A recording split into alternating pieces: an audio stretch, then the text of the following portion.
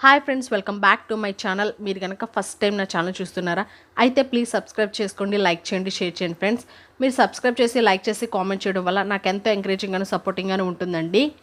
ఈరోజు మనం season 3లోని 10th ఎపిసోడ్లో ఉన్నామండి. ఎపిసోడ్ అయితే చాలా ఇంట్రెస్టింగ్ ఉండబోతుంది. ఇంకా లేట్ చేయకుండా వీడియో స్టార్ట్ చేసేద్దాం. బోని మాంత్రికులు చనిపోయిన ఇంటికి వెళ్తుంది. తను లోపలికి వెళ్ళిన తరువాత తనకి ఏవో శబ్దాలు వినిపిస్తూ ఉంటాయి. బోని ఆ శబ్దాల్ని ఫాలో అవుతూ వెళ్తుంది.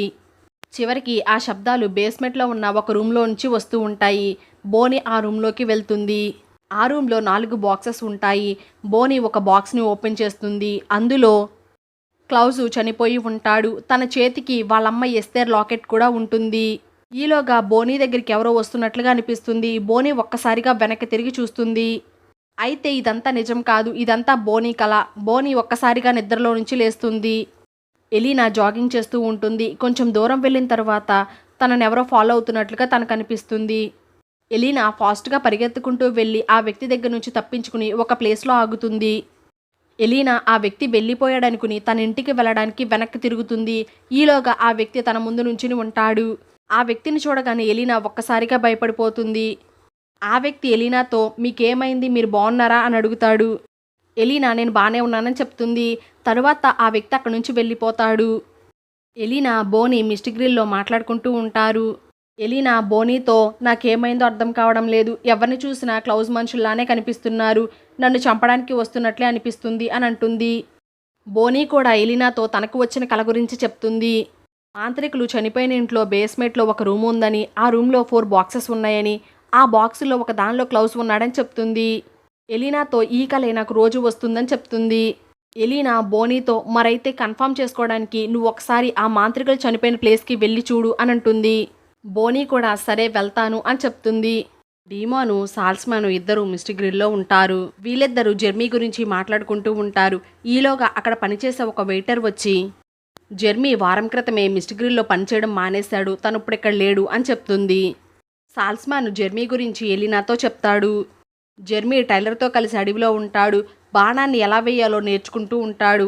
టైలరు సాల్స్మాన్ గురించి అడుగుతాడు. అయితే జెర్మీ సాల్స్మాను తనని ఎలీనాని చూసుకుంటున్నాడని, తను వాళ్ళకి గార్డియన్గా ఉంటున్నాడని చెప్తాడు. జెర్మీ షూటింగ్ ప్రాక్టీస్ చేసేటప్పుడు టైలర్ అడ్డు వస్తాడు. జెర్మీ టైలర్తో పక్కకు తప్పుకోమని అంటాడు.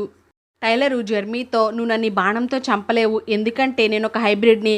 నేను చనిపోవాలంటే 2 దారులు, ఒకటి నా తల నరికేయాలి, లేదా నా గుండెను బయటికి లాగాలి, అప్పుడే నేను చనిపోతాను అని చెప్తాడు.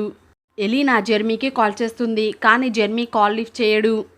ఎలీనా జెర్మీ గురించి చాలా కంగారు పడుతూ ఉంటుంది. ఎలీనా డీమాన్తో జెర్మీ వర్క్ మానేసి ఎక్కడికి వెళ్ళాడు ఏంటో తెలియడం లేదు అని అంటూ ఉంటుంది. ఈలోగా అక్కడికి క్లౌజ్ వస్తాడు. క్లౌజ్ ఎలీనాని డీమాన్ని రెబకా ఎక్కడ ఉందని అడుగుతాడు. తరువాత స్టిఫెన్ ఎక్కడ ఉన్నాడో తనకు చెప్పమని అడుగుతాడు. అయితే వాళ్ళకేమీ తెలియదని చెప్తారు. క్లౌజ్ స్టిఫెన్ కనుక నా ఫ్యామిలీని నాకు తిరిగి ఇవ్వకపోతే నేను ఏం చేస్తానో మీరే చూస్తూ ఉండండి అని చెప్పి అక్కడి నుంచి వెళ్ళిపోతాడు. బోని తనకెందుకు ఆ మాంత్రికులు చనిపోయిన ప్లేసే కల్లోకి వస్తుందని చెప్పి ఆ ప్లేస్కి వెళ్తుంది. బోని ఆ ఇంట్లో ఉన్న బేస్మెంట్కి వెళ్తుంది. తన కలలో కనిపించినట్లే అక్కడ ఒక రూమ్ కనిపిస్తుంది. బోని ఆ రూమ్ డోర్ని ఓపెన్ చేసి లోపలికి వెళ్తుంది. కానీ అక్కడ ఏమీ కనిపించవు. ఈలోగా బోని దగ్గరికి ఎవరో వస్తున్నట్లుగా అనిపిస్తుంది. బోని ఒక్కసారిగా వెనక్కి తిరిగి చూస్తుంది. అయితే అది ఎవరో కాదు, స్టిఫెను బోనీతో నాకు నీ సహాయం కావాలి, నేను క్లౌజ్ ఫ్యామిలీ బాక్సెస్ని దొంగిలించాను అని చెప్తాడు. బోని స్టిఫెన్తో నువ్వెందుకు ఇలా చేస్తున్నామని అడుగుతుంది. దానికి స్టిఫెను క్లౌజ్ నా దగ్గర నుంచి అంతా తీసేసుకున్నాడు, కాబట్టి నాకు టైం వచ్చింది తన మీద రివెంజ్ తీర్చుకోవడానికి అని అంటాడు. స్టిఫెను అక్కడున్న మాంత్రికులు అలానే బోని సహాయంతో ఆ బాక్సెస్ని కనిపించకుండా చేస్తాడు. సాల్స్మాన్ ఎలీనా ఇంట్లో ఉంటారు. వాళ్ళు జెర్మీ గురించి మాట్లాడుకుంటూ ఉంటారు. జెర్మీ ఇంతవరకు ఇంటికి రాలేదు, ఎక్కడికి వెళ్ళాడో తెలియడం లేదు అని అనుకుంటూ ఉంటారు. ఈలోగా జెర్మీ ఇంటికి వస్తాడు. ఎలీనా జెర్మీతో నువ్వెక్కడికి వెళ్ళావని అడుగుతుంది. జెర్మీ నేను టైలర్తో పాటు ఉన్నాను అని చెప్తాడు. అది విన్న ఎలీనా లేదు, నువ్వు టైలర్తో ఉండడానికి వీల్లేదు, టైలర్ ఒక హైబ్రిడ్, పైగా తన క్లౌజ్ చెప్పినట్లే వింటాడు, కాబట్టి నువ్వు తనతో ఉండకు అని అంటుంది. జెర్మీ ఎలీనాతో టైలర్ బయటే ఉన్నాడు అని చెప్తాడు. ఎలీనా సాల్స్మాన్ ఇద్దరు జెర్మీని టైలర్తో ఉండొద్దని చెప్తారు. జెర్మీ వాళ్ళ చెప్పిన మాటలను పట్టించుకోకుండా టైలర్ని లోపలికి ఇన్వైట్ చేస్తాడు. టైలర్ లోపలికి వస్తాడు. ఎలీనా, టైలరు, జెర్మీ, సాల్స్మాను నలుగురు మాట్లాడుకుంటూ ఉంటారు. సాల్స్మాను టైలర్తో నువ్వెందుకు క్లౌజ్ చెప్పినట్లుగా విని తనకు బానిసగా ఉంటున్నావు అని అడుగుతాడు. టైలరు నేను క్లౌజ్కి బానిసను కాను, కానీ నేను క్లౌజ్ చెప్పినట్లు వింటాను, ఎందుకంటే నేను తోడేలుగా ఉన్నప్పుడు ప్రతి ఫుల్ మూన్ డే రోజున చాలా బాధను అనుభవించేవాడిని. కానీ క్లౌస్ ఆ బాధని నా నుంచి దూరం చేశాడు అని చెప్తాడు. కాబట్టి క్లౌస్ తీసుకునే నిర్ణయాలు కరెక్టే అని అనిపించినప్పుడు నేను ఖచ్చితంగా క్లౌస్ మాట వింటాను అని చెప్తాడు. క్లౌస్ డీమాన్ దగ్గరికి వస్తాడు. డీమాన్తో స్టీఫెన్ ఎక్కడ ఉన్నాడో చెప్పమని అడుగుతాడు. అయితే డీమాను తనకి నిజంగా తెలియదని చెప్తాడు. క్లౌస్ డీమాన్తో నేను నిన్ను కంపైల్ చేయలేను, నీ నుండి నిజాన్ని చెప్పించలేను, ఎందుకంటే నువ్వు రోజు వరవేం తాగుతున్నావు కాబట్టి నేనేం చేస్తానో చూడు అని చెప్పి ఎవరికో కాల్ చేస్తాడు. కాల్లో నేను నీకేదైతే చెప్పానో అది చేయమని అంటాడు. తర్వాత క్లౌస్ కాల్ పెట్టేస్తాడు. డీమాను ఏం జరుగుతుందో అర్థం కాక అలానే చూస్తూ ఉండిపోతాడు. జెర్మీకి కాల్ వస్తుంది. తను కాల్ మాట్లాడి పెట్టేసి మళ్ళీ వచ్చి కూర్చుని అందరితో మాట్లాడుతూ ఉంటాడు. తరువాత టైలర్ అక్కడి నుంచి వెళ్ళిపోతాడు. టైలర్ వెళ్ళిపోయిన తర్వాత ఎలీనా సాల్స్మన్ ఇద్దరు కిచెన్లో నుంచి మాట్లాడుకుంటూ ఉంటారు. జెర్మీ ఏం చేస్తున్నాడా అని వెనక్కి తిరిగి చూసేసరికి అక్కడ జెర్మీ కనిపించడు. జెర్మీ చేతికి ఉన్న రింగ్ కూడా ఆ టేబుల్ మీదే ఉంటుంది. జెర్మీ ఎక్కడికి వెళ్ళాడా అని ఎలీనా సాల్స్మన్ బయటికి పరుగు తీస్తారు. జెర్మీ రోడ్డు మధ్యలో నుంచుని ఉంటాడు. అయితే తన మీదకి ఫాస్ట్గా ఒక కారు వస్తూ ఉంటుంది. అది చూసిన సాల్స్మన్ పరిగెత్తుకుంటూ వెళ్ళి జెర్మీని పక్కకు తోసేస్తాడు. సాల్స్మన్కి బాగా దెబ్బలు తగులుతాయి. ఎలీనా సాల్స్మన్ దగ్గరికి పరిగెత్తుకుంటూ వస్తుంది. అయితే జెర్మీని కారుతో గుద్దబోయింది ఎవరో కాదు. మార్నింగ్ ఎలీనా జాగింగ్ చేసేటప్పుడు తనకు కనిపించిన వ్యక్తే. ఎలీనా ఆ వ్యక్తిని చూసి తన క్లౌస్ హైబ్రిడ్ అని అనుకుంటుంది. ఎలీనా సాల్స్మన్ చేతికి ఉన్న రింగ్ ఉందో లేదో చూస్తుంది. అయితే సాల్స్మన్ చేతికి రింగ్ ఉంటుంది. జెర్మీ పైకి లేస్తాడు. ఎలీనా సాల్స్మన్ దగ్గరికి పరిగెత్తుకుంటూ వస్తాడు. జెర్మీ ఎలీనాతో అసలు ఏం జరిగిందో అర్థం కావడం లేదు, నేను ఎందుకు ఇలా చేశానో నాకే తెలియడం లేదు అని అంటాడు. ఎలీనా జెర్మీతో నువ్విందాక ఎవరితో ఫోన్ మాట్లాడావని అడుగుతుంది.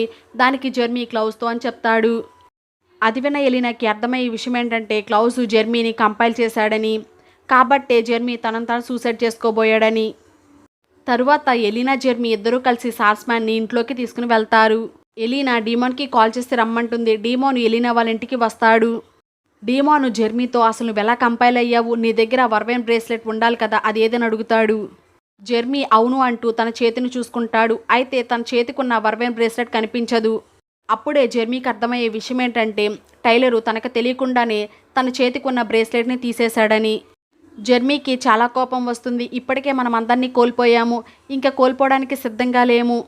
మనం ఈ మిస్టిక్ ఫాల్స్ను వదిలేసి వేరే ఊరు వెళ్ళిపోదాము, అప్పుడు ఏ సమస్య ఉండదు అని అంటాడు. ఎలీనా డీమాన్ని అసలు క్లౌస్కి ఏం కావాలి, స్టీఫెన్ ఎందుకు వెతుకుతున్నాడని అడుగుతుంది.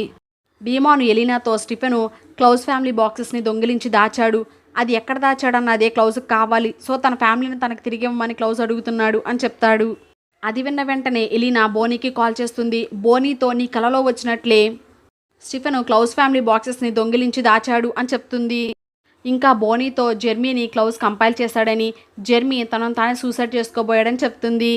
ఎలీనా బోనీతో మనం వెంటనే స్టీఫెన్ని కనిపెట్టాలి, క్లౌస్ బాక్సెస్ని తనకి తిరిగి చెయ్యాలి, లేదంటే క్లౌస్ అందరినీ చంపేస్తాడు అని అంటుంది. బోనీ ఎలీనాతో స్టీఫెను మాంత్రికులు చనిపోయిన ప్లేస్లో ఉన్నాడని చెప్తుంది. డీమాను ఎలీనా ఇద్దరూ కలిసి స్టీఫెన్ని కలవడానికి మాంత్రికులు చనిపోయిన ప్లేస్కి వెళ్తారు.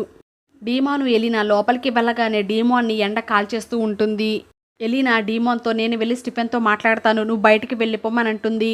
డీమాను బయటికి వచ్చేస్తాడు. ఎలీనా స్టీఫెన్ని వెతుక్కుంటూ బేస్మెంట్కి వెళ్తుంది. అక్కడ ఉన్న రూమ్లోకి వెళ్తుంది. స్టీఫెన్ ఎలీనాను చూసి నువ్వెందుకు ఇక్కడికి వచ్చావని అడుగుతాడు. ఎలీనా స్టీఫెన్తో క్లౌస్ జెర్మీని కంపైల్ చేసి జెర్మీ తనను తానే సూసైడ్ చేసుకునేలాగా చేశాడు, కాబట్టి మనం క్లౌస్కి తన బాక్సెస్ని తనకి తిరిగి చేద్దాము అని అంటుంది. స్టీఫెను ఎలీనాతో ఎవరు చనిపోయినా ఎవరికేమైనా సరే నేను మాత్రం క్లౌస్ ఫ్యామిలీ బాక్సెస్ని క్లౌస్కి తిరిగివ్వను అని అంటాడు. అది విన్న ఎలీనా నువ్వెవ్వరి గురించి ఆలోచించడం లేదు, నీలో నిజంగా మానవత్వం లేదు, నువ్వంతా మారిపోయావు అని చెప్పి అక్కడి నుంచి వెళ్ళిపోతుంది. అయితే వాళ్ళిద్దరూ మాట్లాడుకునేది డీమాను బయట నుంచి వింటూ ఉంటాడు. ఎలీనా బయటకు వస్తుంది. డీమాన్తో స్టీఫెన్ అంతా మారిపోయాడు, స్టీఫెన్ ఇప్పుడు మనం చెప్పినట్లేం వినడు అని అంటుంది.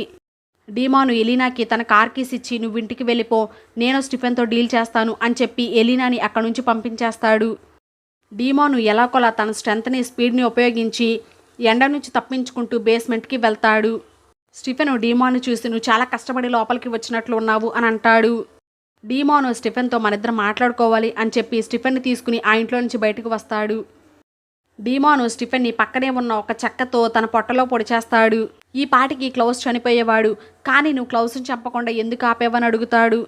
స్టీఫెను డీమాన్తో నేను నిన్ను కాపాడడానికి ఆ పని చేశాను, నువ్వు ఒకవేళ క్లౌస్ని చంపేస్తే క్లౌస్ హైబ్రిడ్స్ నిన్ను చంపేసేవాళ్ళు అని అంటాడు. జెర్మీ టైలర్ దగ్గరికి వస్తాడు. నువ్వెందుకు ఇలా చేసావు, నన్ను చంపడానికి ఎందుకు ప్రయత్నించావు అని అడుగుతాడు. టైలరు జెర్మీతో ఇదంతా నేను క్లౌజ్ చెప్తేనే చేశాను, క్లౌజెస్కి తన ఫ్యామిలీ తనకి తిరిగి కావాలి, కాబట్టి అప్పటి వరకు తన ఆగడు అని చెప్తాడు. టైలరు జెర్మీతో నేను నీ మంచి కోరి చెప్తున్నాను, నువ్వు ఇంటికి వెళ్ళి తలుపులు వేసుకునే ఉండు, బయటికి రాకు, ఎందుకంటే క్లౌజు తనకు కావాల్సింది తనకు దక్కేదాకా ఎవరిని వదలడు అని చెప్తాడు. సాల్స్మ్యాన్ తన చేతికి ఉన్న రింగ్ సహాయంతో తిరిగి లేస్తాడు. కానీ సాల్స్మ్యాన్కి బ్లీడింగ్ అవుతూ ఉంటుంది.